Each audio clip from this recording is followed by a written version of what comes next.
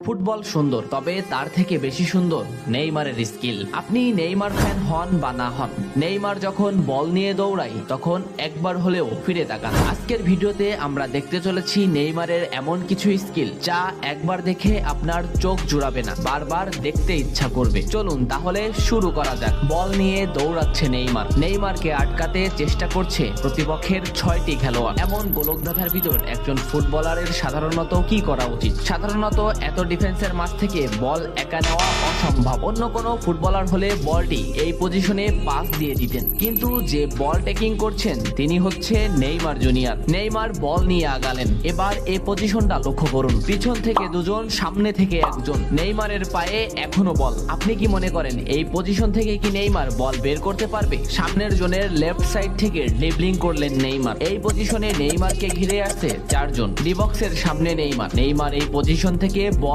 Hill করবেন এবং বল accurate ভাবেই এমবাপের কাছে পৌঁছাবে। এমন স্কিল শুধু চোখেরই শান্তি না, মনেরও শান্তি। নেইমারের এই স্কিলটা লক্ষ্য করুন। মাঝমাঠে নেইমারের পায়ে বল। নেইমারের বল অফেন্সের জন্য আছে প্রতিপক্ষের একটি খেলোয়াড়। নেইমার তাকে হোল্ড করে সেকেন্ডের ভিতর তাকে বল পজিশন থেকে বের করে দিল। এমন স্কিল দেখে ডিফেন্ডারও অবাক হয়ে বল পজিশন ছেড়ে দিল। বলের এই পজিশনটা লক্ষ্য করুন। এই পজিশন থেকে নেইমার ইচ্ছা করলে একে অথবা একে বল পাস করতে পারতেন, কিন্তু নেইমার জানে এই ডিফেন্ডারকে বল পজিশন থেকে বের করতে পারলেই বল অ্যাসিস্ট করে গোল করানো সম্ভব। তাই নেইমার বল নিয়ে আগালেন। রাইট হিলে একেও বল পজিশন থেকে বের করে দিলেন এবং নো লুক শুটে ডিমারিয়াকে পাস দিলেন। প্রতিপক্ষের 10 জন খেলোয়াড়ই এই বল পজিশন থেকে বের হয়ে গেলেন। যে ডিফেন্সগুলো নেইমারকে ডিফেন্স করছে তারা একজন ক্লাবের স্কিলফুল ডিফেন্সার, কিন্তু তারপরেও তারা নেইমারের স্কিল ড্রিবলিং সেন্সের কাছে অসহায়। ডিবক্সের সামনে নেইমারের পায়ে বল। নেইমারকে রুখে আছে